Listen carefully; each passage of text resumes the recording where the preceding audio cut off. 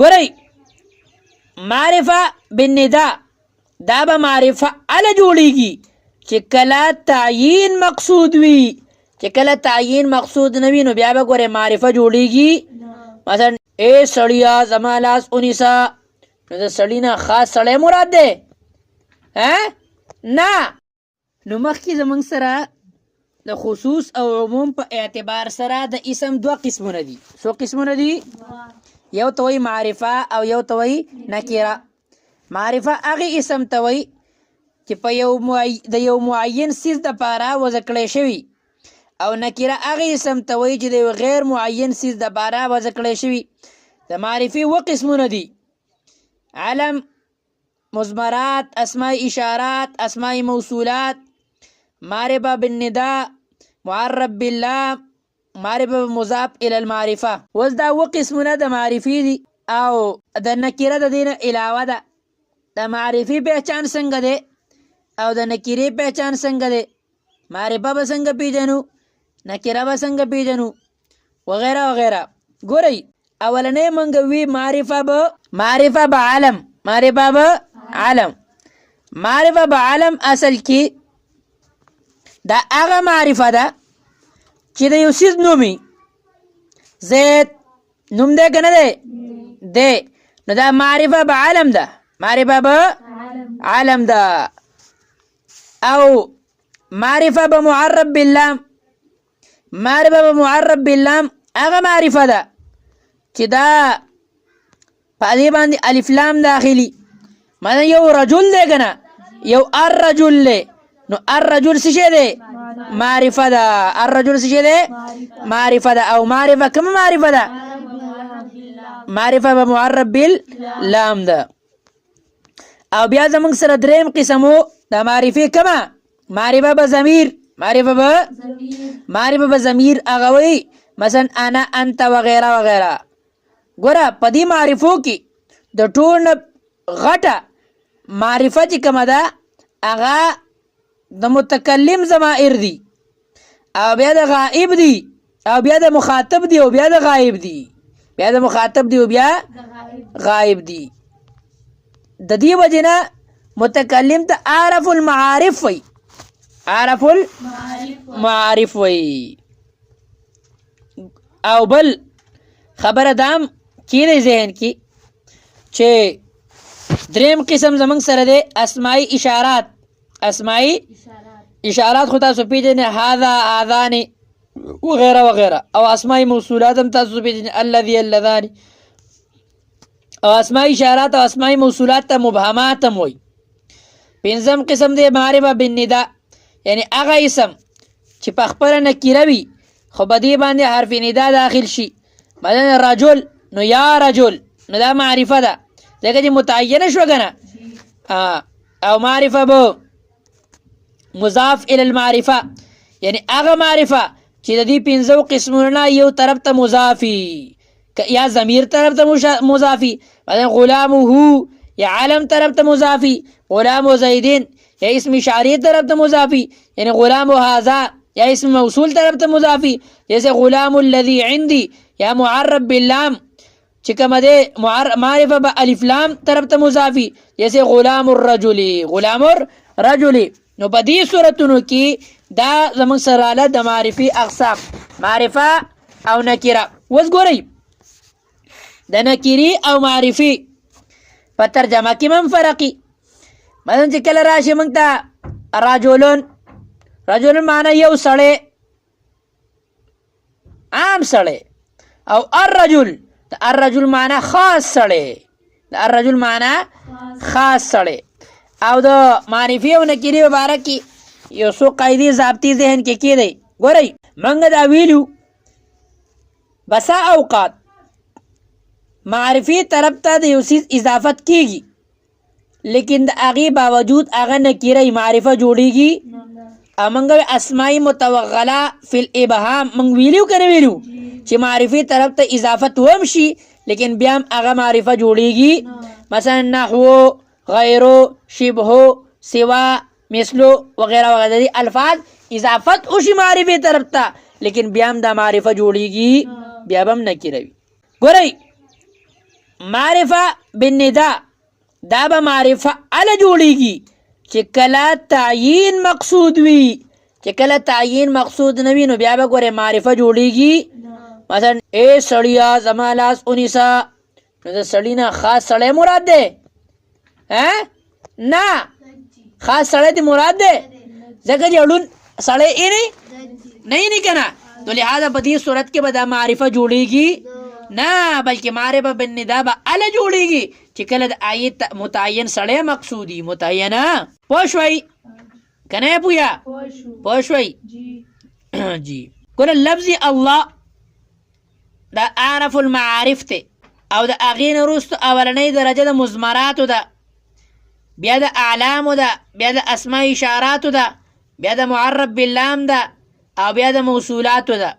بعض ذرات چې کومه دی معرب باللام د موصول نه چې کومه دی ډېر زیات نږدې ویلي چې معرب باللام دا د اسم موصول نه مخکې دي، او مضاف چې کومه دی دا خو د خپل مضاف الیه په درجه کې که او د دې برابر وي، سوای د اسم ضمیر نه چې کله دا د اسم ضمیر طرف ته اضافت د دې وشي نو بیا چې کومه دی د عالم په مرتبه کې کېږي، یعنی اعرف المعارف جوړیږي. اوس د عالم هم څه ضوابط دي؟ عالم اصل کې هغې اسم ته ویلی شي چې د یو معین شي دپاره وضع کړی شي، یعنی چې کله د متعین شي دپاره نوم وضع کړی شي نو هغې ته وایي عالم. لیکن په دې وضع واحد کې د دې سره غیر شامل نه وي. او بیا عالم په دوه قسمه دی، یو ته وایي کنیت او یو ته وایي لقب. که چېرته د یو عالم په شروع کې په ابتدا کې ابون یا یا ابن یا بنت دا الفاظ وي نو دې ته به موږ وایو کنیت. که چېرته د الفاظ نه وي او د دې نه مده یا ضم مقصودي نو هغې ته به وایو لقب. که د دې په شروع کې اب یا وغیره هم نه وي او مده یا ضم تیم مقصود نه وي نو دې ته به وایو اسم یا علم محض. اسم یا علم محض. لکه مثلا موږ وایو ابو بکر، نو ابو بکر ګورې دا مده تې دلته مقصود ده نو دا لقب دی. دا څه دی؟ کنیت نه دی. کنیت نه دی. که کنیت دی نه دی، کنیت نه دی. مثلا ابوالحسین، ابوالحسین د حسین پلار، د حسین پلار اوس دا کنیت دی. لیکن ابو حنیفه کنیت نه دی. ګورې د ابو حنیفه لور چېرته امام ابو حنیفه رحمت الله علیه لور چېرته حنیفه نه وه چې ابو حنیفه یې ورته ویلی دی، بلکې دا څه دی؟ لقب دی. د حنیفه معنی ده دین متین والا، سیده دین والا. لہذا ابو حنیفه دا لقب دی ځکه چې مده مقصود ده د دې نوم نه. دا چې کومه دی کنیت نه دی. کنیت امید دی سمج کې به راغلي. یو بله ضابطه دا ذهن کې کیدی علم کله مفردی مثلا زید، عمر، بکر وغیره وغیره، او کله مرکبی اضافی می عبدالله، عبدالرحمن، عبدالرحیم، او کله با مرکبی من صرف می مثلا معدی، کرب، بالبک، او کله مرکبی صوتی سیبوایه، او کله مرکبی اسنادی می مثلا تأبت شرا جاد الحق. دا نمونی پوه شوئ؟ نو علم دا مختلف په دې کې اضافتون هم کېدی شي، مفرد هم کېدی شي، مرکب اضافي هم کېدی شي، منصرف هم کېدی شي وغیره وغیره. یو بله قاعده او ضابطه ذهن کې دا کېدی چې کله اسم او لقب جمع شي نو اسم مقدم کول او لقب مؤخر کول واجب دي. مثلا عمر الفاروق، عثمان الغني، ویس القرنی، هارون الرشید. نو دا ټول الفاظ چې کوم دي نو دا یو اسم راغلی دی، معنی دا اسم او لقب دواړه جمع شوي دي. عمر دا نوم دی او الفاروق دا هغې څه دی؟ لقب دی. نو اسم مقدم کړی دی او فاروقي مؤخر کړی دی. لہذا الفاروق عمر نشي ویلی ځکه چې کله اسم او لقب یعنی علم او لقب جمع شي نو بیا به علم یعنی اسم معاذ مقدم کې او لقب به مؤخر کې لقب به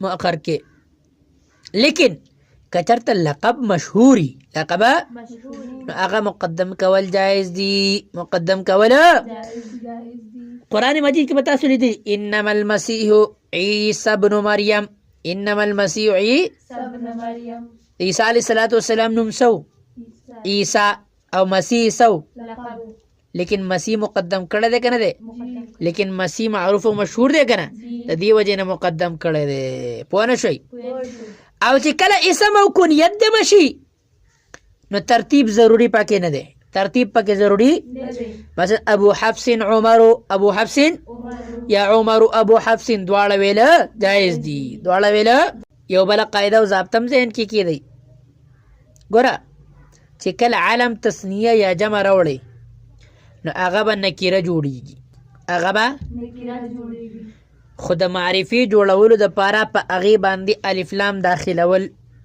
پکار دي که چېرته به ته الف لام داخل نه کو نو هغه به ګورې معرفه نه څه به نکیره به څه به